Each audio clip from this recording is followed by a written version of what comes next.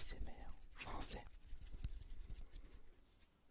Et je me suis lancé comme défi pour ce mois de juin 2019 de vous proposer une vidéo ASMR par jour, quitte à ne pas faire de vidéo sur la chaîne principale. La chaîne AS Minotaur en priorité. Pour cette nouvelle vidéo, je souhaite vous présenter cette sacoche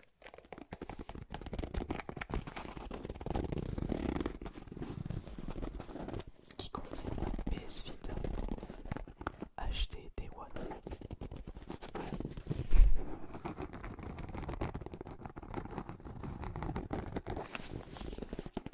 J'étais parti récemment en voyage et j'ai voulu découvrir des jeux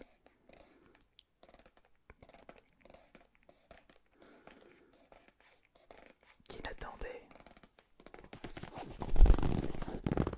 plus qu'à être testés.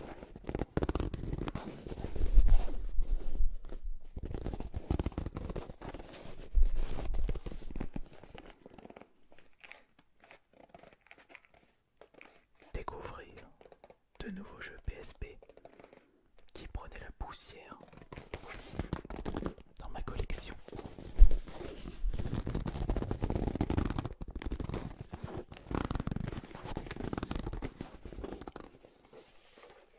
Et avec plus de 200 jeux, dont une grosse partie sous blister,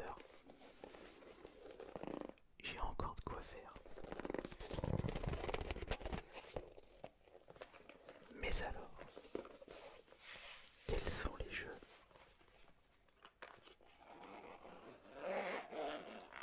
que j'ai choisis pour mon précédent voyage?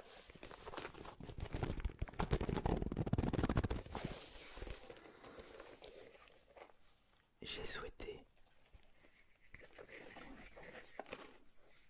diversifier les genres de jeux, ne pas prendre des jeux de même style.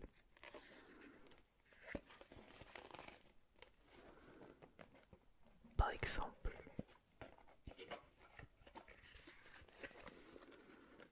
j'avais choisi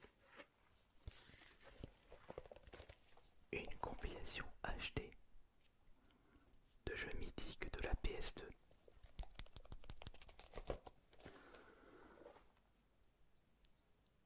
C'était la bonne occasion pour moi de découvrir cette série culte de la PS2 et une série qui avait débuté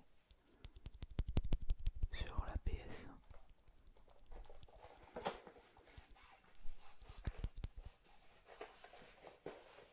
Laissez-moi vous présenter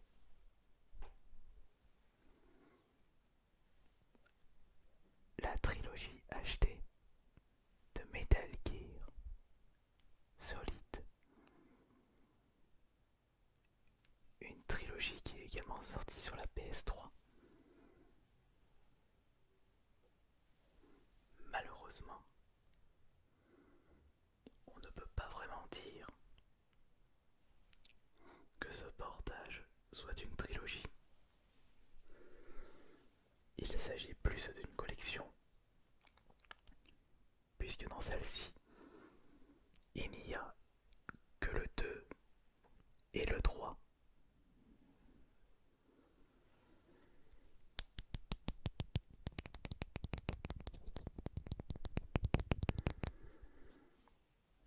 Malheureusement, ce n'était pas durant mon précédent voyage que j'ai pu tester pour la première fois le Metal Gear Solid 2 et 3. Je n'ai pu faire que le premier sur la PS1. Et encore, jamais terminé celui-ci. Ce sera pour une prochaine fois.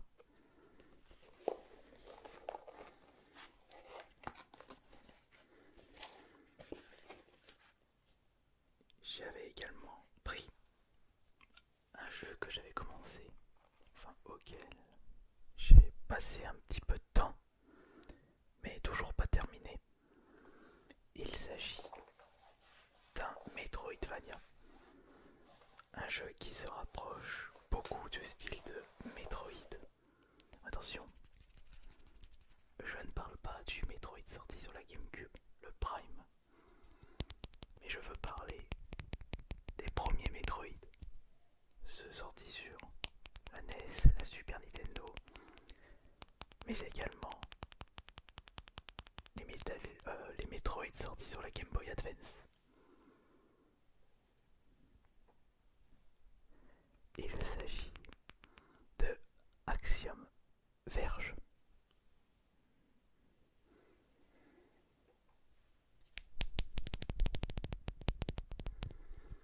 Fidèle au style de Metroid, très sympathique à jouer. À défaut de ne pas avoir de Metroid sur une console de chez Sony. Dans ce cas-là, la PS Vita. Mais si vous ne possédez pas cette console, dites-vous que vous pouvez très bien jouer à ce jeu indé sur la Switch, mais également la PS4. Des jeux sortis en matériel.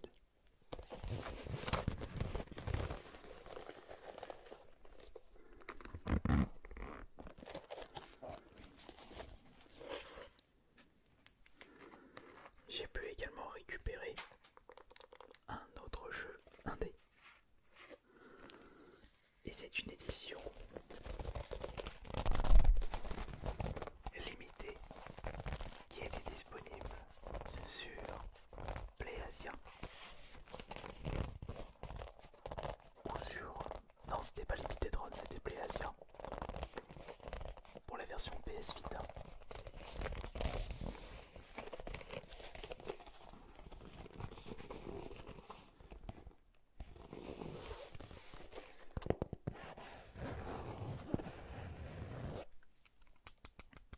Il se trouve juste ici.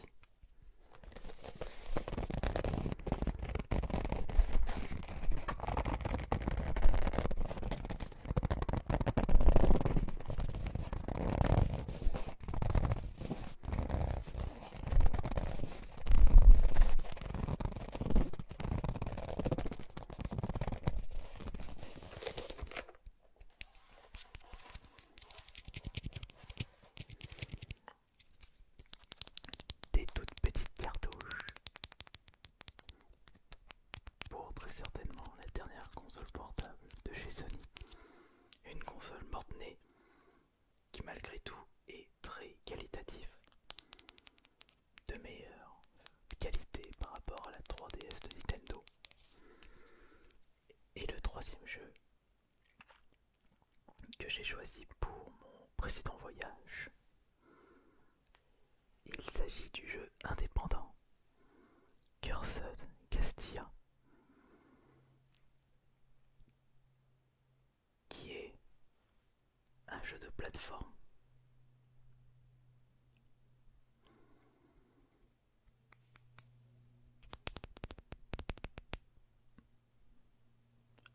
avec le style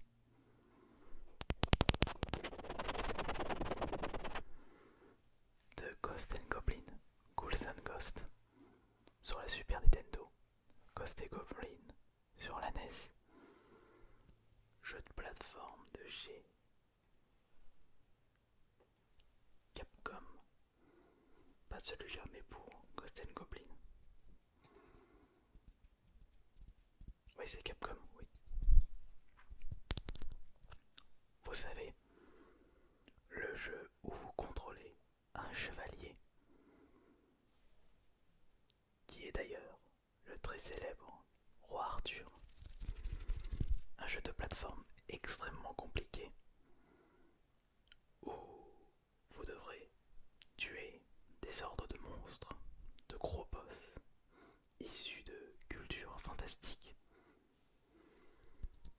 vos différentes armes et vous n'aurez que très très peu de points de vie pour arriver à terminer les différents niveaux. Car cette Castilla est fidèle au Super Ghouls and Ghosts, jeu de plateforme extrêmement dur, mais très très bon, avec des bruitages et des musiques me faisant rappeler la Mega Drive.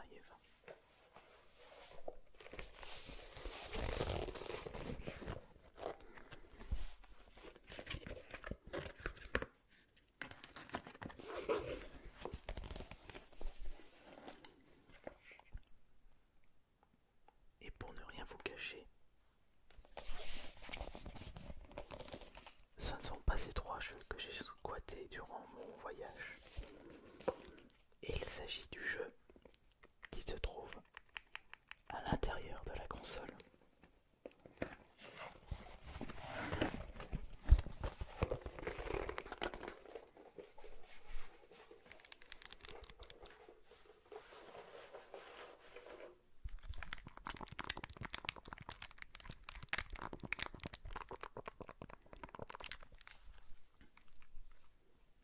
Regardez-moi cette qualité.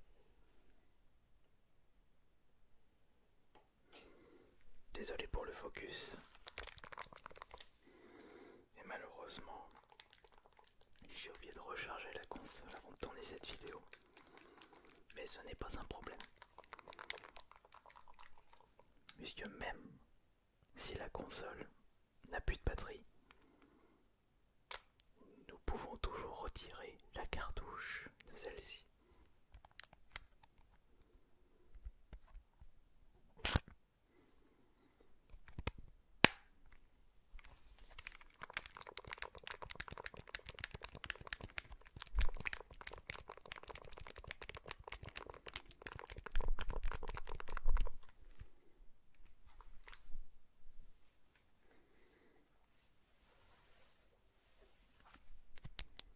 Ne faisons pas n'importe quoi avec cette console si fragile. Ce n'est pas une Facemile, c'est une PS Vita. Et le jeu auquel j'ai passé énormément de temps durant mon voyage, c'est le Ridge Racer pour la PS Vita. Et je ne sais pas comment j'ai fait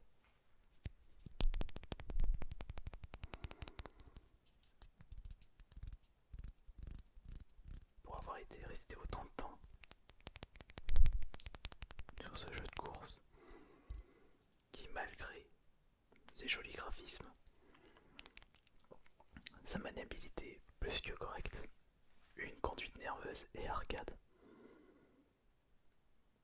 une bande son correcte aussi, mais un contenu extrêmement pauvre. C'est un petit peu du foutage de gueule de la part de Namco sur le fait qu'il ne propose sur ce jeu seulement 3 circuits. Certes, vous pouvez faire ces circuits en mode inversé, mais ça ne change pas vraiment. Quand j'avais vu qu'il n'y avait que 3 courses, j'étais même allé regarder sur internet pour savoir comment débloquer d'autres courses. Et c'est pas possible, puisqu'il n'y en a pas d'autres de disponibles. Sauf si vous passez par les DLC. Et ça, de mon côté, hors de question. Mais ce qui m'a surtout motivé pour continuer ce jeu,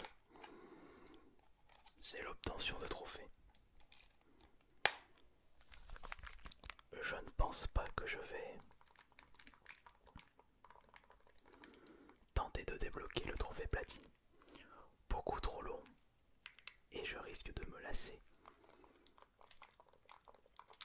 Mais je ne suis pas encore à ce stade-là. Je peux encore débloquer 2 ou 3 trophées, mais après, ce sera terminé pour ce Ridge Racer.